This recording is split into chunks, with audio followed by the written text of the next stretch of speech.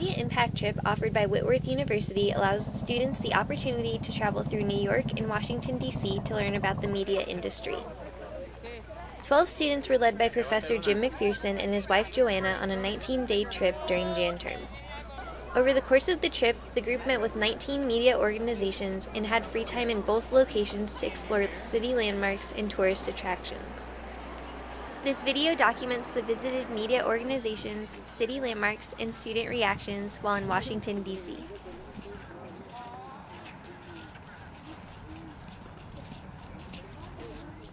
The Student Press Law Center is an organization where students can call and ask legal questions, high school or college students. A lot of times it's like censorship questions or questions about involving reporting on crimes on campus as well.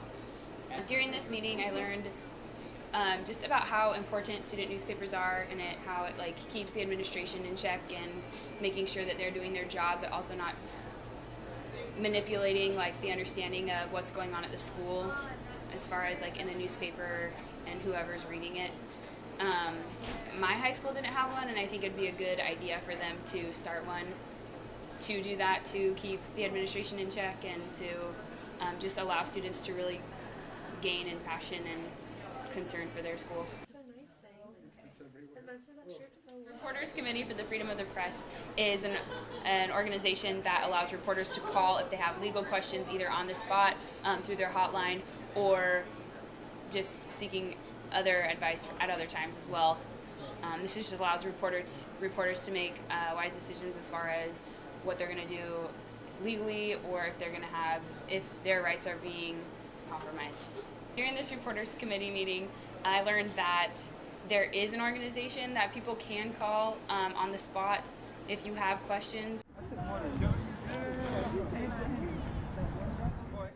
Eagle Publishing is a conservative publishing company that produces political commentaries and books about presidents and other political figures. I thought it was really interesting some of their books were on the New York Times Most Read, or that they are featured a lot in airports and bookstores, because they talked a lot about how they don't really utilize social media, and so I was interested to find out that they were still so popular, because a lot of people from our generation don't really hear about those kind of books circulating unless we see it on the web and or social media. So I was surprised to see that they were still doing so well. So C-SPAN covers governmental issues and films 24 hours unedited footage of anything on public policy and films in the House of Representatives and Congress. We also got to visit the set of the Q&A portion of the show, which is Brian Lamb's portion of C-SPAN, where he interviews different authors. Previously, it was under a different name, where he interviewed authors of a book that he would read every week, but now I believe it's less frequent and it has a little bit of broader range. We were surprised to find that the set was so small. It literally was just kind of a little cubby hole with 2 chairs and a table, and it looks a lot bigger on TV. The NAB is the National Association for Broadcasters, or of Broadcasters, and we met with a man who had worked at one point in production, and then now he works mainly on the advocacy side of broadcasters. He advocates freedom of speech for public broadcasters. One thing I took away from the National Association of Broadcasters was I was really interested to see how there are people fighting for the rights of broadcasters, or people like myself who are interested in getting into media and knowing that they really devote their lives and their time to give us content that not only is entertainment but also educational as well. A place we're not required to go to, but all of you journalism majors, I'm not a journalism major, but I guess wanted to go to was the museum. The museum, floor by floor, shows you how technology has changed it and all the different important people that helped change that, and all the events in American history that or world history that changed journalism forever. And the museum outlines that really well.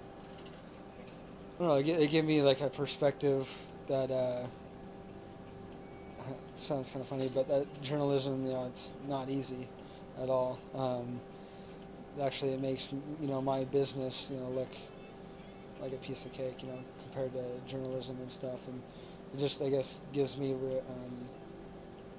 makes me have like respect for journalism majors. So Pew, and specifically the Project for Excellence in Journalism, is a research center that looks at trends in the media and just how the media is evolving and what people are talking about and how people are talking about it. We talked to Mark Jerkowitz, who is the Associate Director for the Project in Excellence in Journalism.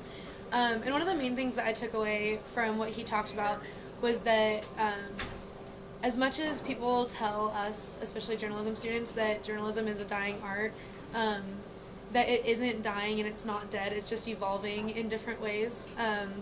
And that although it looks different than it did 20, 30, 100 years ago, journalism will never be dead, and that there's always something new and innovative happening in the journalism world. So we all have a future to look forward to in where journalism is headed.